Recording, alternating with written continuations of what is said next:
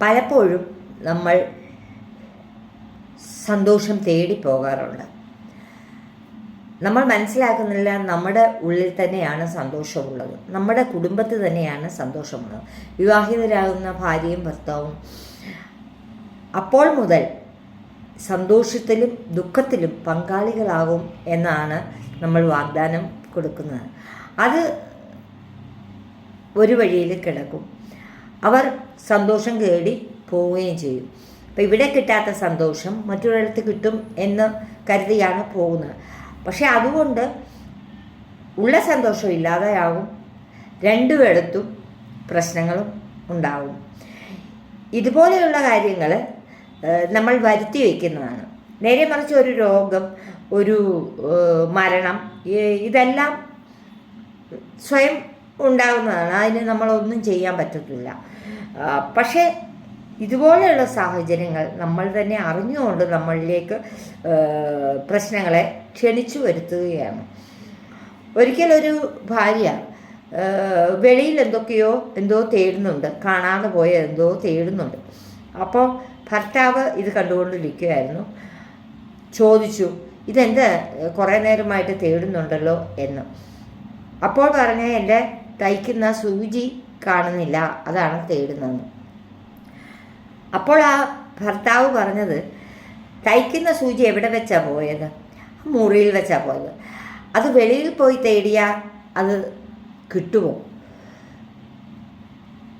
അതുകൊണ്ട് ഈ ഉള്ളിൽ വന്ന് തന്നെ തേടണം. നമ്മുടെ സന്തോഷം നമ്മുടെ ഉള്ളിലുണ്ട്. അത് വെച്ചുകൊണ്ടാണ് പുറമേ പോയി സന്തോഷം തേടി പോകുന്നത്. അങ്ങനെ വരുമ്പോൾ നമ്മൾ കൂടുതൽ പ്രശ്നത്തിലേക്ക് പോവുക മാത്രമാണ് ചെയ്യുന്നത്. എല്ലാവരും അതുകൊണ്ട് സ്വന്തം സന്തോഷത്തെ മനസ്സിലാക്കാനും അതനുസരിച്ച് പ്രവർത്തിക്കാനും ശ്രമിക്കുക. സന്തോഷമുള്ള പല കാഴ്ചകളും ആളുകളെയും ഒക്കെ നമ്മൾ പരിചയപ്പെടാറുണ്ട്. ജീവിതം എന്ന് പറയുന്ന ഒരു യാത്രയാണ്. ആ യാത്രയിൽ പല സന്ദർഭങ്ങളും ഉണ്ടാകാറുണ്ട്. സന്തോഷം നൽകുന്നതുണ്ടാകാറുണ്ട്, വിഷമം നൽകുന്നതുണ്ടാകാറുണ്ട്, എല്ലാം ഉണ്ടാകുന്നു. പല കാഴ്ചകളും നമ്മൾ കാണാറുണ്ട്. എങ്കിലും നമ്മൾ ആ ലക്ഷ്യത്തിലേക്കാണ് പോകുന്നത്. ആ ലക്ഷ്യത്തിലേക്ക് പോകുമ്പോഴും നമ്മൾ പുറമേ നമ്മൾക്ക് കാണുന്ന കാഴ്ചകളെയും പരിചയപ്പെടുന്ന വ്യക്തികളെയും ഒക്കെ ആളുകളെയും ഒക്കെ നമ്മൾ മനസ്സിലാക്കേണ്ടതുണ്ട്. അപ്പോഴാണ് ആ കാഴ്ചയ്ക്ക് കൂടുതൽ മനോഹരം ആയി തോന്നുന്നത്. അത് നമ്മുടെ ഓർമ്മകളിൽ നിർത്തുകയും ചെയ്യും. ഒരു യാത്രയെ മനോഹരമായി നമുക്ക് അനുഭവപ്പെടുന്നത് അപ്പോൾ അനുഭവിക്കുന്ന ആ പ്രവൃത്തി കൊണ്ടാണ്. ആ അനുഭവം നമ്മൾക്ക് ഇത് യാത്ര തീരുമ്പോൾ അതും തീരും.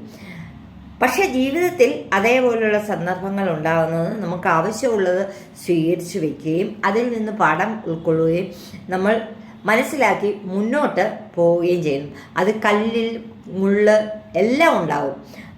അതിനെയെല്ലാം തരണം ചെയ്ത് മുന്നോട്ട് പോകണം. പിന്നാലെ വരുന്നവർക്ക് വഴിയൊരുക്കുകയും കൂടെ ചെയ്യണം.